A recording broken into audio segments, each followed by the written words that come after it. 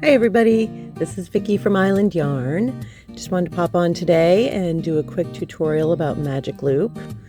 I love magic loop mostly because I lost so many of my DPNs in life. I just can't with the DPNs anymore.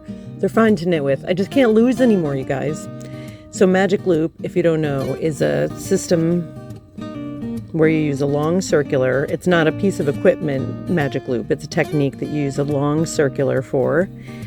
And I find that a lot of people really overcomplicate it. So I just wanted to do a quick video. If you're taking a magic loop class, you can use this to review, but I think you can probably actually just learn it from this too. So I've got some cast on stitches here. We're going to make a tiny little tiny tube. It's only 10 stitches because I don't want this to go on too long for you. So you cast on your stitches, and then what you're going to do is slide these stitches down on the cord and split them in half-ish. It's easy for me because I've only got 10 here, so I'm just going to do 5 and 5, and then pull the cord through that half split, and then push the stitches until they are back up on your 2 needles. At this point, you can join however you want to join. I will show you how I join. You make sure all the stitches are facing in. See how all the little ridge is in? And then you're going to take this stitch and put it on this needle. Sometimes it's good to have an extra needle to do this, but I might just do it with my fingers. And then you're going to take this stitch and pull it up and over and onto the left needle. I'm going to grab a little needle to help me poke it. So we're just going to grab this, pull it up and over, and then onto the left needle. And then you're joined, and that join will keep you from twisting. You don't really have to double check it. You can if you feel neurotic about it, but you don't really have to. So then magic loop, instead of having your 3 or 4 double pointed needles, you're going to have your stitches divided in half. And you're going to knit off of one of these needles and use one of these needles to knit. So all you have to do is we're going to start here. So we're going to pull this needle out so that there's a loop over here and a loop over here. And then you just knit across. And that is it. Sorry, I'm getting the tail, always the tail causing issues.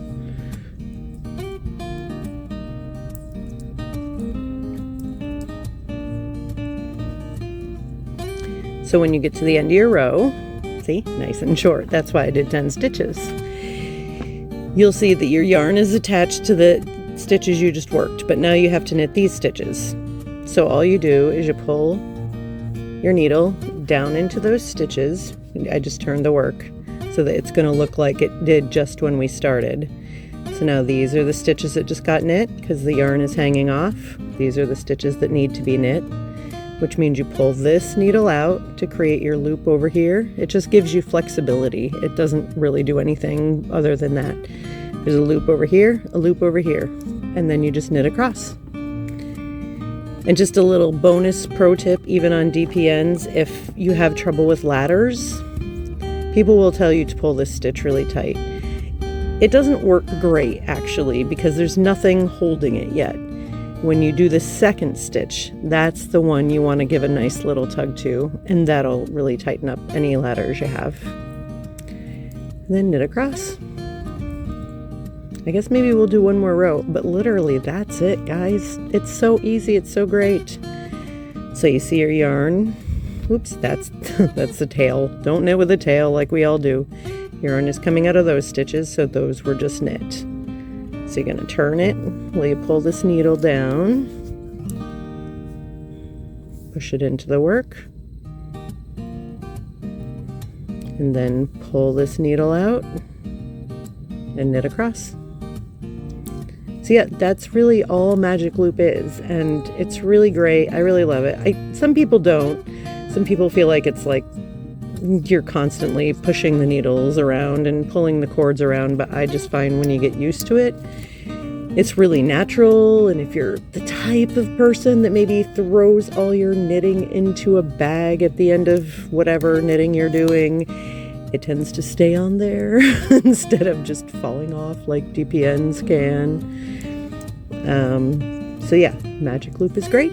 I hope you found this helpful if you've been struggling with it, and thanks for watching. Make sure you check out our next podcast, and I really appreciate it. Thanks. Bye.